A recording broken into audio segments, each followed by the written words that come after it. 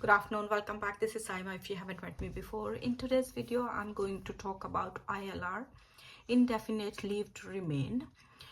In other words, in simple words, you can say that's your indefinite leave to remain in the UK. You can remain in the UK, work as much as you like and as long as you like. So when you are given the ILR, it can be considered as your PR, permanent residence, and you can work, you can stay in the UK, and you don't need to take a visa. So in the ILR, when you are eligible to apply for the ILR, and what are the things that unknowingly that you may make that mistake, and then your ILR can be rejected. So the mistakes to avoid, it's not the mistakes, the ILR doesn't happen in one day. So it's a process of 5 years. Like, you need to complete 5 years in the UK before you apply for your ILR, before you apply for indefinite leave to remain. So even if you are new to the country, even if it's your first year or second year, I think this video is for everybody, because at the end of the day, after 5 years, you are going to apply for indefinite leave to remain, if you are not British, of course. So there are 10 things that I'm going to mention in this video. There are 10 mistakes to avoid, because they can delay, they can cause trouble for your ILR, and your ILR can be rejected. So I am not an immigration officer, I am not a solicitor, so these are the information I'm giving to you that I have searched online, and I've read about it, and I've seen it.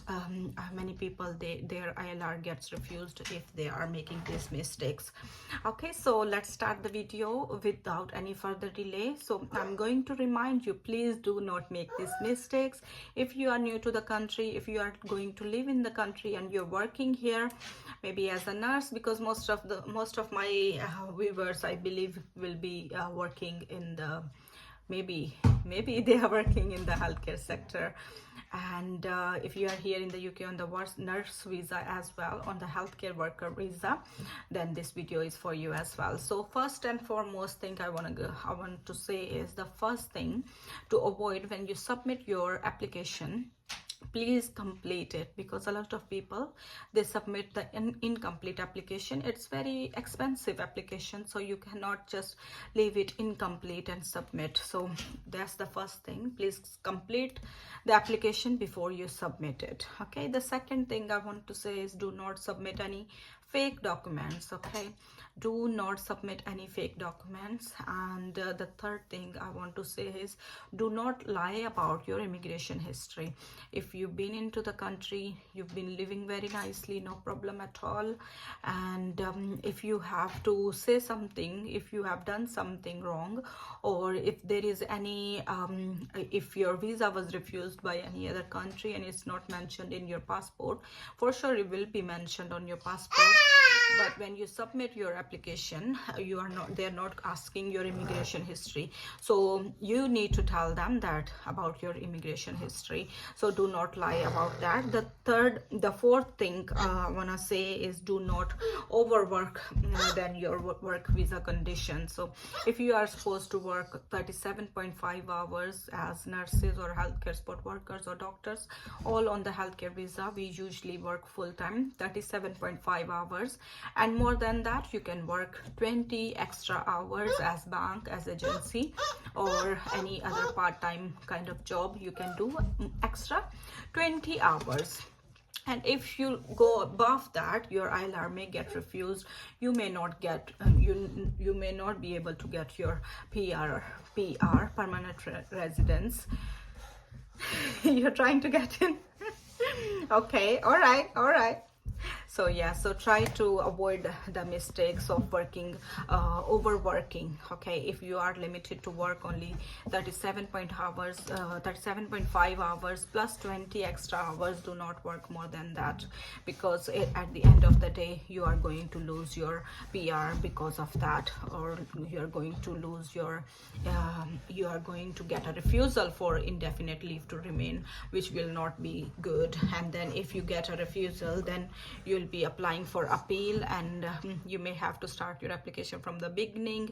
If you don't apply for the appeal, then you'll be starting all over again, and it's expensive. We don't have that much money to spend on the application of ILR. So try to save yourself and try to do all the things legally. Do not make any mistakes, and you can start from the beginning. The fifth point I want to say is do not access the public funds.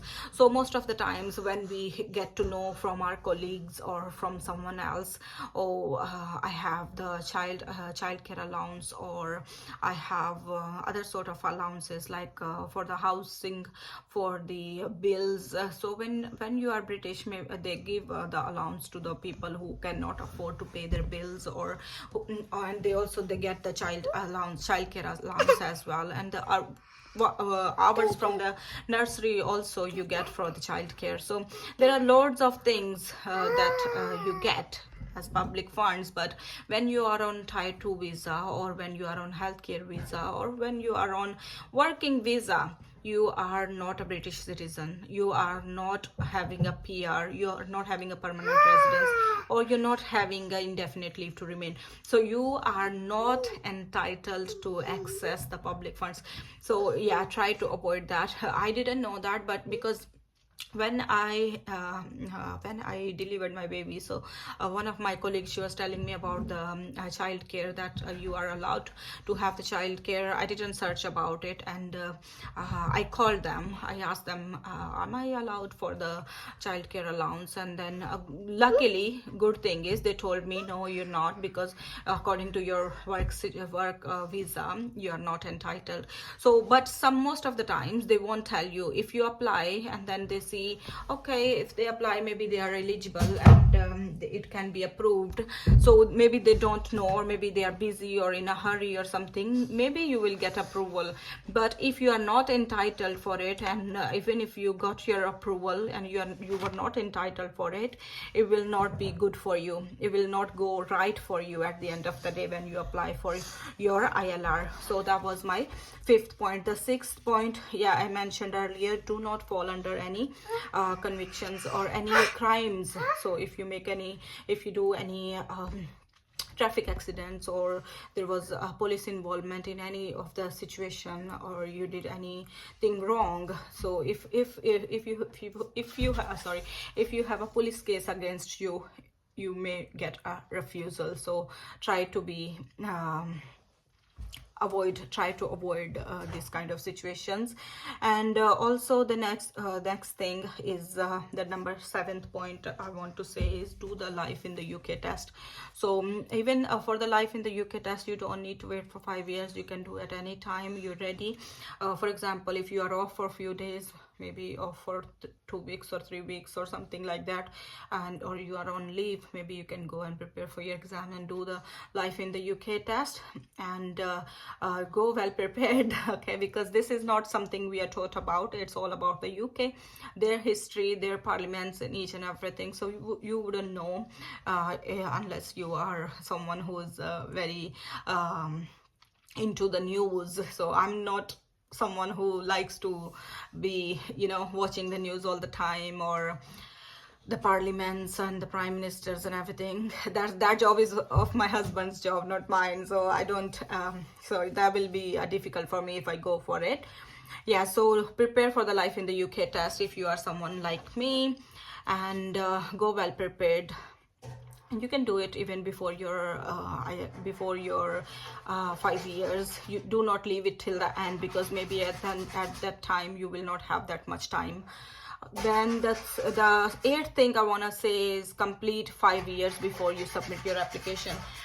When you're submitting your application, some people, they say you can submit it at 4.5 years, but I would say complete the 5 years, because when they see that your application and they see that the time you stayed in the country is not less than 5 years, they may just refuse your application, saying that your length of stay is not 5 years.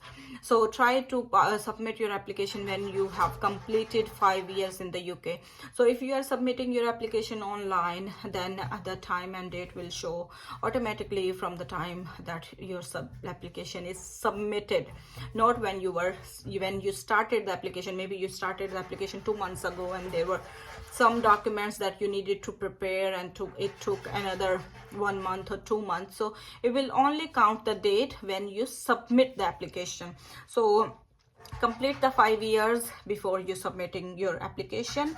The 9th point I want to say is the taxes. So as you all know, the tax is, we have so many tax. We have the council tax. If you are not sure about the taxes, about if you do any part-time job, or if you have a second job, for example, if I'm a YouTuber and I'm a nurse as well, so I need to declare YouTube as my second job. That's my second employer. So if I earn less than 1,000, I shouldn't be worried. But if you earn more than 1,000, you need to declare that. You need to declare that your second employer, and you need to pay tax on that. Okay, so if you're not sure about that, there is a new form called self-assessment form. So if you're not sure about your circumstances, you can try to complete that form and see if you are someone who needs to pay the taxes. So my next and last point is about the absence in the UK. So we have a limited time and days to go out of the country. If you want to reside in the UK permanently, or if you want to get your PR or ILR or British citizenship, then you need to before you submit your ILR, you need to avoid going out of the country for more than 180 days. So even if you go for leave, and in a year, not in a year, in 5 years, it should be not more than 180 days. So make sure that you go only out of the country for limited time, and then it shouldn't be exceeding 180 days in one episode. So that's all about the ILR and mistakes to avoid. I was watching one YouTube video a while ago, and then they mentioned one of the sport workers, she got ILR refused. She got her ILR refused because she overworked. So I know a lot of people, what they do when we are new to the country, we try to make more money. We try to do, oh, I'm alone at home, I'll be bored in the house, so maybe I'll just go for work, and it's and in that case, in that scenario, I'll get more money as well. So the more you work, the more taxes you are going to pay, and the more trouble you are going to get for yourself for the ILR process. So if you are allowed to work only 20 hours, go for 20 hours only per week. Okay, so for nurses, or for us, if you want to do a bank shift, so bank shift, like agency shift, whatever you call it, extra shift apart from your contracted hours, if you're working, your actual working hours are 37.5 hours and you are allowed to work 20 hours, so maybe you can do a long day. 12 hours shift is a long day, and then maybe you can do one half shift or one early or late shift. So that's it. Okay, you can't do more than that. So that's your fixed amount of hours that you can work. But for the people who try to do extra, they try to get more money, but it won't be good. So if someone so if you are someone who is trying to get some extra money, but just be mindful of your working hours, and be mindful of how much you can work and how much you are allowed to work before you put yourself in the trouble. Okay, so that's all for today's video. I'll see you soon in the next video. Till then, take care. Bye bye.